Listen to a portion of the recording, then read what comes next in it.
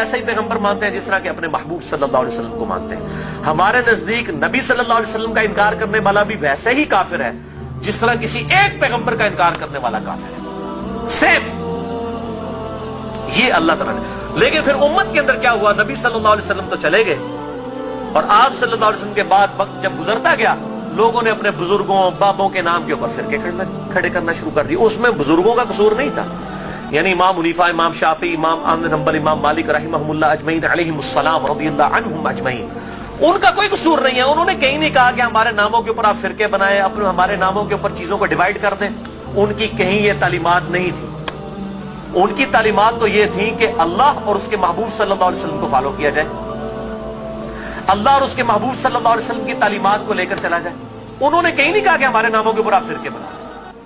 तो मैं उनको कंडेम नहीं कर रहा। आज जब हम ईसाइयों को कंडेम करते हैं, माज़अल्लाह अस्तगफिरुल्लाह, हमें कभी गुमान भी नहीं होता कि हजरत ईसा अलैहिस्सलाम की हम तौहीन कर रहे हैं। हम तो कह रहे होते हैं क्रिश्चियनिटी गलत है, ईसा अलैहिस्सलाम तो वजीहन फिद दुनिया वल आखिरह, उनका कौन इनकार कर सकता है? उनसे तो हम मोहब्बत करते हैं, उनकी मोहब्बत को हम अपने ईमान का हिस्सा समझते हैं। लेकिन इन बुजुर्गों के नाम के ऊपर फिरके बनना शुरू हुए, फिर आगे चलता रहा काम यहां तक पहुंचा कि अब आप देखें कि इस हालत तक बिगाड़ आ चुका है कि इंडिया पाकिस्तान के अंदर एक इमाम अबू हनीफा रहमहुल्लाह के नाम पे फिरका बनाने वाले लोगों की अपनी हालत ये हो गई है, उन्होंने अपने इधर जो 14वीं सदी के दो बाबे थे उनके नाम के ऊपर फिरके बना लिए हैं, बरेलवी और देवबंदी। दोनों अपने आप को हनफी कह रहे हैं, दोनों अपने आप को कह रहे हैं कि हम इमाम हनीफा के पैरोकार हैं, और दोनों एक दूसरे को माशाअल्लाह काफिर भी समझते हैं, गुस्ताखे रसूल भी समझते हैं, मुशरिक भी समझते हैं, एक दूसरे के पीछे नमाजें पढ़ने के कायल नहीं है। और इसी नाम के ऊपर उन्होंने मस्जिदें भी अलग कर ली हुई हैं, और इस हद तक कि आप मस्जिद के बारे में देखते हो लिखा होता है अहले सुन्नत वल जमात, ब्रैकेट में लिखा होता है हनफी, फिर आगे मजीद ब्रैकेट लगाई होती है देवबंदी। यानी आप देखें कि किस लेवल तक डिवाइड कर दिया, किस लेवल तक डिवाइड कर दिया। थोड़ा आगे हो जाए, आगे हो जाए। और मैं हैरान होता हूं कि इंडिया के दो शहरों की बुनियाद के ऊपर उम्मत को डिवाइड कर दिया।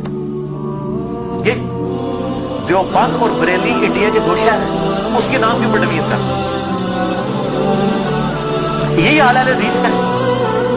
कभी अपने आप को अहले हदीस कहेंगे, कभी सलफी कहेंगे, कभी कहेंगे गुरबा अहले हदीस, कभी कुछ कभी कुछ। किस लेवल तक बिगाड़ा, हत्ता कि अगर आप अब यूरोप में चले जाएं तो वहां दो फिरके बन चुके हैं, अहले हदीस और सलफी। और सलफियों में भी दो हैं, एक तकलीदी सलफी है और एक गैर मुक़ल्लिद सलफी है। और अभी एक और शोशा छोड़ा है मदखली, ये एक और फिरका जो है वो अरब के अंदर निकला है, जो कि अपने अलावा सबको कहता है कि ये अहले हदीस से खारिज हैं, हम कोई बहुत बड़े अहले हदीस हैं। यही होता है मेरे भाइयों, जब ये पार्टी बाजी शुरू होती है ना, उसका अंजाम यही होता है।